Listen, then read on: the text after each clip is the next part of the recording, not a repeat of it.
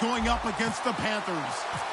With that, let's get up to Charlotte, North Carolina, as we bring in our broadcast team of Brandon Godden and Charles Davis. All right, Larry, EA Sports coverage of the NFL finds us at Bank of America Stadium in Uptown Charlotte. Straight ahead, we've got a good one on tap here between the Miami Dolphins and the Carolina Panthers.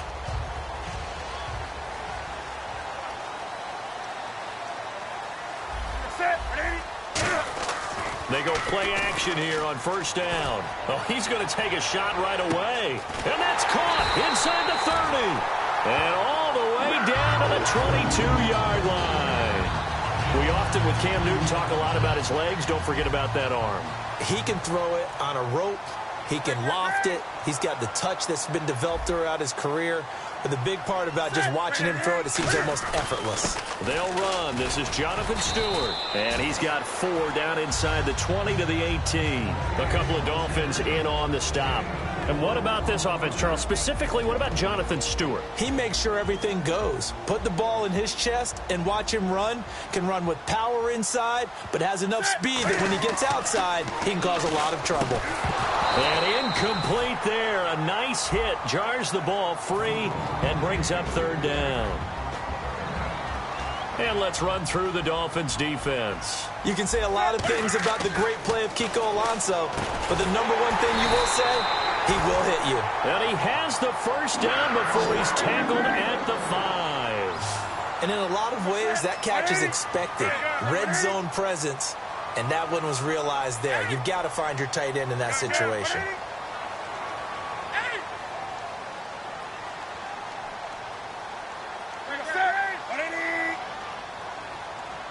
Five yards to go for the offense. First down and goal from that 5-yard line. No gain on the play that time, and it sets up second and goal. Partner, when it's a goal-to-go situation, if you're on the field on defense, you have to know that you may be called on to make a tackle at any time. Here, the cornerback does exactly that. Plays the run really well and makes a big play. Okay, I have to take a second here and talk about Greg Olsen, the tight end for the Carolina Panthers.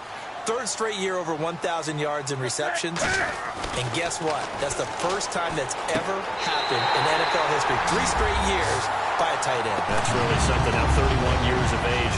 They're going to need him next year to turn it around because a very disappointing season. Not the season anyone expected, least of all the Carolina Panthers, but he's a building block that they can go ahead and get back to form starting in 2017. And it's up and good. Gano now following the touchdown here to kick it away. This is taken about 7 yards deep. And he probably should have stayed in the end zone as he'll muster a return up to only the 14-yard line. The conventional football 101, tells us if you don't get it back to the 20-yard line on a kickoff return, that's a disappointment. But some of these teams, special teams coaches, with approval by the head coach, they give them full authority to go ahead and bring it out and try to be aggressive. Almost what we call the green light, red light theory. Green light means go, red light means stop. Looks like he had green on that play. And a very capable offensive unit here. One of the headliners, Jordan Cameron. He's listed as a tight end, but he's at his best when he flexes away from the line of scrimmage and runs routes like a receiver. 2nd and 10, Tannehill once more. And Cameron has it over the middle. 4 yards on the completion, and it sets up a third down. And the starting defense here for the Panthers. Luke Kuechly is absolutely amazing. Maybe the best middle linebacker in the game. Not only is he cerebral, this guy's athleticism is off the charts. Well, they get the completed pass, but still have more to go here on third down. Throwing on third down, Tannehill. It's a short one here, complete to his tight end. They get only 4 that time as that leads us to a 4th down. So much about offense is what you call hidden yardage. You know, you throw the ball to someone, they catch it, and then they can make a big play. You know, they create a play, run after catch. They did a really nice job there of limiting that and keeping him from a first down. Yeah, stopped him in his tracks. They run for it with a Ajayi. And he's able to pick up the first before he's taken down at the 27. 5 yards on the pickup, and they're able to pick up the conversion here on 4th down.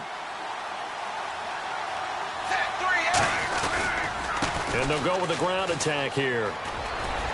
And he gets this one just shy of the 40. They'll mark him down at the 39. 12 yards on the pickup, and the Dolphins are going to get a first down. And a new set of downs here after picking up the first on the ground. That's another nice run, and I have to tell you, some of the coaches that I played for, their philosophies were always different when they see a guy running the ball well. Some of them wanted to immediately go to play action and throw it now because it's wide open. While other coaches said, you know something? Until they stop him, that big boy is going to keep getting the football. And that might be the direction that they're going to go right now.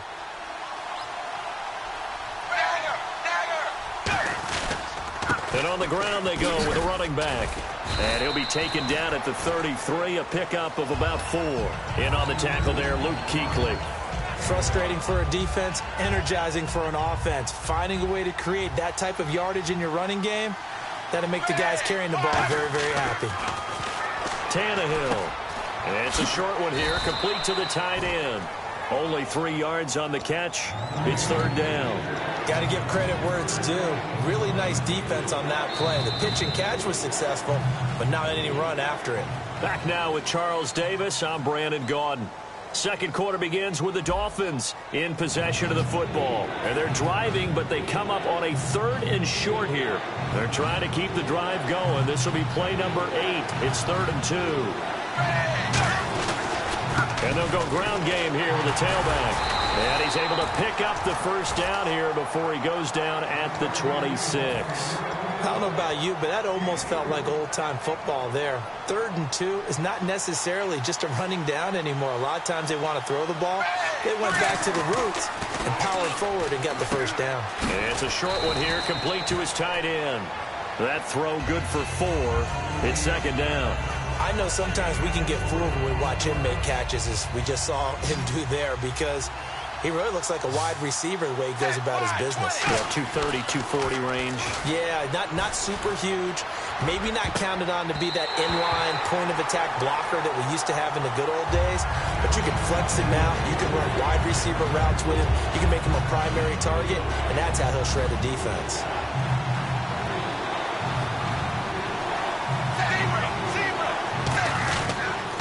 They'll run with a backup. This is Williams.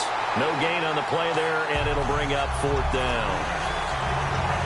Crashing in from the end there, not to disrupt the pass game, but to disrupt the run game. Yeah, I love the distinction, too, because the good defensive ends, they can do it all. Set the edge in the run game, make sure that no one can move it that way, and, of course, rush the passer.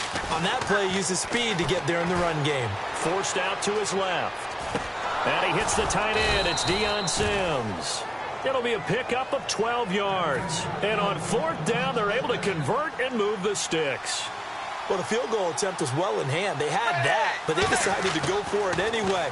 Extreme confidence, it looks like. Yeah, but I bet the defense is going to remember this one, right? They kind of rubbed their nose in it. Deion Sims is tight end, the intended target.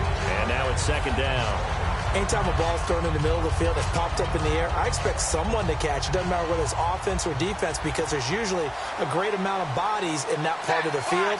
In this case, no one came up with it. And they'll try the ground game here with the running back. And he'll take this into the end zone for a Dolphins touchdown. Jay Ajayi, a 10-yard touchdown run. And the Dolphins are an extra point away from tying up this football game. Now Andrew Frank's on for the point after. It's good, and we're all tied at 7 apiece.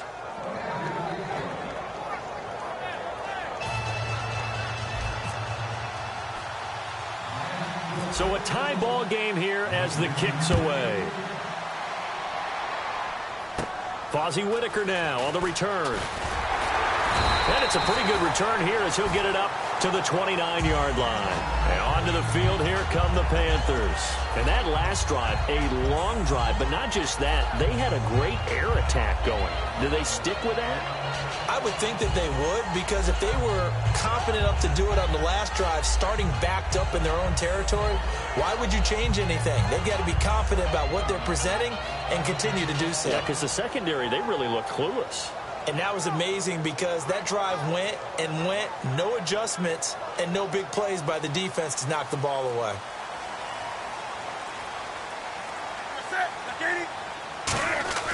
They go play action with Stewart. Now rush coming, and he's taken down. Kiko Alonso coming hard on the blitz. He dumps him for a loss of 8. Now, we talk about players blitzing all the time. I often laugh and sometimes call it just straight-ahead pursuit. What a running start right back to the backfield for him. Yeah, it really didn't give anybody a chance to get up there and stop him. No, I mean, that's really, really difficult. You're asking a whole lot anyway, but when he gets that kind of a start and comes through clean, oftentimes the advantage definitely goes to the defensive player. Completes it to Dixon. And he's got the first down as he's out to the 45-yard line. Well, clearly one of his advantages as a passer is his height. Sit back in the pocket, fired over the middle. That makes things tougher defensively, doesn't it? It really does, because your goal is to move the quarterback off his initial spot when he gets his drop back completed. But when you have that type of height, he can stay in there if he's willing to take the hits and just fire over the top, which saves him time and actually completes a play a little bit quicker than it normally does for a quarterback who has to slide and find open space to throw. The play fake to Stewart. It's Newton. Finding time. Oh, a ball batted in the air, and now it's intercepted. Picked off by Rashad Jones. And the return stops at the 39-yard line. The Dolphins' offense now heads back on the field. And they will simply, Charles, be looking to duplicate what they did last drive when they were able to push it in for 6. And they hope it'll be that easy, right? To be able to take exactly what happened before, replicate it. They may have to make a few additional changes along the way, because I'm sure the defense will make some adjustments, but they've got to have great confidence having scored the last time out. Little lull in the action here to go over an offseason storyline that's kind of interesting. L.A. a couple years ago, they have no teams, and now they're going to have 2 with the move from San Diego to L.A. What does that mean for the league and for the Chargers? It seems like an easier transition, doesn't it, than St. Louis when they moved back to Los Angeles. Less culture shock. Less culture shock, less, obviously geography, the whole deal. But it's a transition that still is not going to be easy. Remember, they're going to go play in a soccer stadium, essentially, for at least the first couple of years before they share a stadium with the Rams. So that changes things. Obviously, trying to create an identity in the market they haven't been in a long time. They began as the Los Angeles Chargers, but only played 1 season as such. And they'll go on the ground. And some space here. And past the 30, down to about the 27. Just what you want on a first down run. Call it 8 yards. And it's 2nd and 2.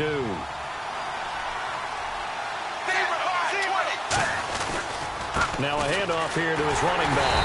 And nothing doing. He's immediately taken down at the line of scrimmage. Calling no gain that time, as it's going to leave him with a 3rd and about 3 to go. They come out with 1 back and 3 tight ends. Flushed out right. He may try and run for this. At 5 yards on the play there, as the drive will continue. We just saw a nice example of why teams often bring in baseball guys to teach quarterbacks how to slide in key situations. You want to protect your franchise guy. Make sure he doesn't get hurt. He did exactly that on that play. A perfect slide to avoid the big hit and pick up a first down. Creeping up on a minute to play in this first half. And that run was what a lot of people call an explosive run. Gave them good yardage, solid yardage. They feel good about the whole thing, and they did it behind a 2 tight end. And he will take it in for a Dolphins touchdown.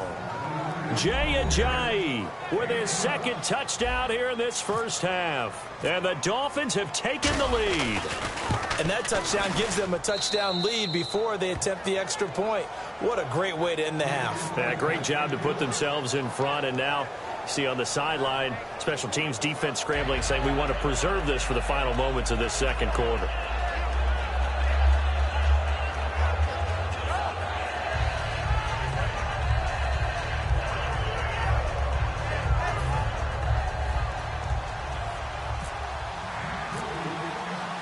Frank's now on to kick it away after the touchdown. That's fielded in the end zone. And he's able to get it across the 20, but not by much, as he's marked down at the 21-yard line. Carolina getting set to take the field. And what do you think goes on here in this situation? If you got the football, you're trailing, you're back in your own territory with just a little time. Do you try something? You're thinking about jump-starting your team, right? You just mentioned it. They're down. They're trying to get back into the game. But you've got to figure if something goes wrong, you may have put yourself in a spot where you may not be able to come back in the second half. Greg Olsen, nobody ahead of him. He's at the 30. Touchdown, Carolina! Greg Olsen, 78 yards. And the Panthers are now an extra point away from tying up this game. And a little time left on the clock, so on the other side, they're thinking, gosh, we'd like to get that lead right back. Yeah, thanks for pointing that out. Here I am going ahead and tapping out the first half. Well, there's still time. They've got to make a decision about what they want to do on the kickoff, whether they want to let their return guy touch it. This fielded a few yards into the end zone. And a good return as he'll be stopped just shy of the 30-yard line. And out come the Dolphins now. And they were able to punch it in the end zone last time. They'll be looking to do that again here for the defense. Obviously, they'll be looking to stop them from punching it back in the end zone. It always is punch-counter-punch, isn't it? And which team has the advantage? Well, let's just go back. Last time on offense, they rolled downfield, got into a good rhythm. You can see a little more bounce in and out of the huddle. You can see the sideline really get into the game. So defensively, you're thinking to yourself, how do we take that away from them? How do we get the advantage back? Let's see what they come up with. I think pressure is always the first way to go. You love pressure. I love it. We'll see if they dial it up this drive. To the right side, and he's got Landry complete. And all the way in for a Miami touchdown. Jarvis Landry as the first half is winding down. And the Dolphins have broken our tie as they take the lead. And that drive happened quickly, which is great because they scored the points, but then their defense has to come right back out on the field. It is exciting, isn't it, for the offense to do that? The defense is saying, okay, that's cool, but let's not make it a habit. We need to get some rest sometime. Franks now on to kick it away after the touchdown. That'll be taken in the end zone. And with a new rule, that decision to bring it out will cost him about 5 yards as he only gets to the 20. Here's the Carolina offense as they get ready to take over here. And the ball backed way up, so thinking with this amount of time on the clock, probably just sit on it, and we'll see these two teams go to the lockers. Yeah, I don't think you want to overthink it in this situation. Either side of the ball. Just go ahead and finish up the half and get on out and talk about it. Now Newton on first down. Looking deep. Oh, this is taken in. It's complete. Now hold everything here. We're going to get a timeout by the offense. It's just their first, so they'll have 2 remaining here before we get to halftime. Newton on first down. It's complete to Brown, right side. And he's going to get this inside the 30. Now whistles come in. We're going to get a timeout here by the offense. So as they take it over, we step aside. Field goal unit not out there. They want 6 before halftime. Stewart is the lone setback. And he'll get it up the middle. And he's going to be taken down here as that will lead us to the end of the first half of play. That's it for the first half. 2 more quarters to go. We'll have plenty more to see after the break. Both teams appear ready for the fight ahead, and we resume action here in quarter number 3. This will be taken to the back of the end zone.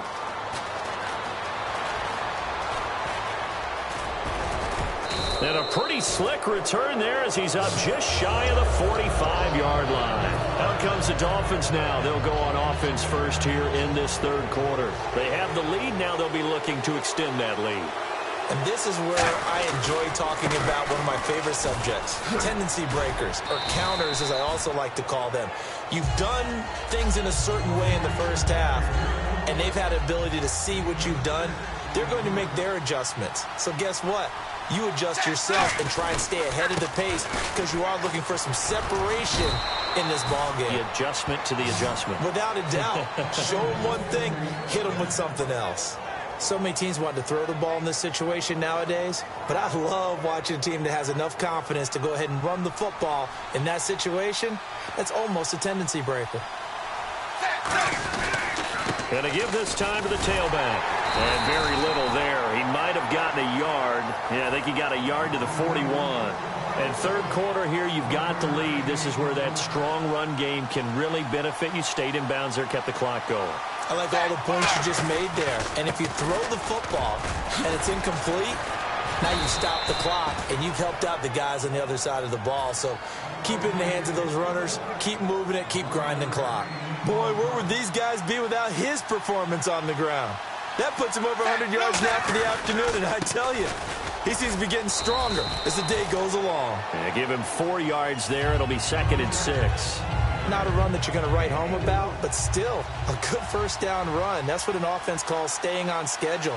3 to 4 yards on first down, you're set up very well for the rest of the drive.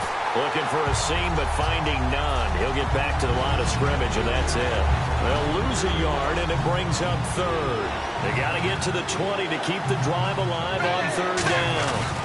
They'll hand it off now. Williams. And he'll be brought down at the 21, just shy of the 20 in the red zone. Call it a gain of 5. 4th down now. And there's a run to be happy with. Good, solid yardage. He'll take that anytime you hand the ball to a back. It would be a very makeable field goal try from here, but instead they're going to go for it. And they'll run it here. And brought down, but not before he was able to break the tackle, and the extra effort moves the sticks. And the 8th play on this drive coming up. Well, when you got a running back who's already gone over 100 yards for the game, you can bet he'll be involved on 4th and short. He's been tough for this defense to handle all game long, and he converts here to keep the drive moving. Give him 3 on first down. It'll set up a 2nd and 7. When we talk about Luke Kuechly, you can't talk about his overall game without talking about his intelligence and how he controls the whole defense. He quarterbacks that defense, and at times will actually make checks just like a quarterback would on offense to get them into the right defense. They definitely were on that play. How about that? And he'll take this into the end zone for a Dolphins touchdown. Jay Ajayi, a 13-yard touchdown run. And the Dolphins add on to their lead. He keeps carrying the ball into the end zone, and in this one, he's sort of carrying the team on his back.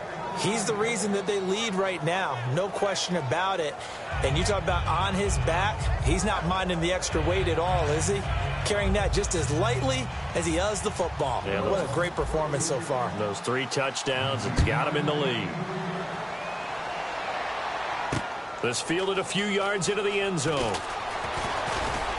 They'll bring it back to just about the 25. Call it the 24-yard line. Now we take a glance at the offense as they work their way back out for their first possession of the second half. They trail offense, first time to touch the ball in quarter 3, and we'll see what they can do.